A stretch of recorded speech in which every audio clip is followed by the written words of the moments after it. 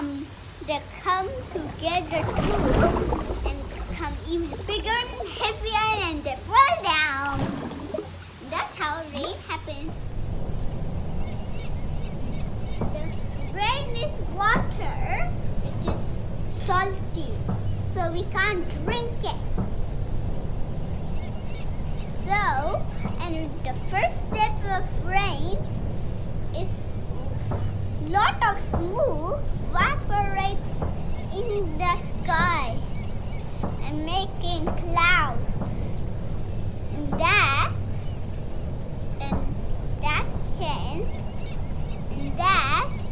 just gives that then water in their inside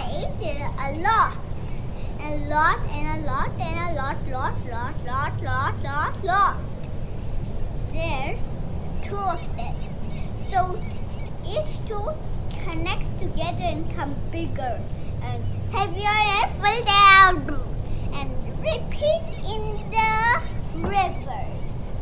And that's how rain happens and gives a fun sound.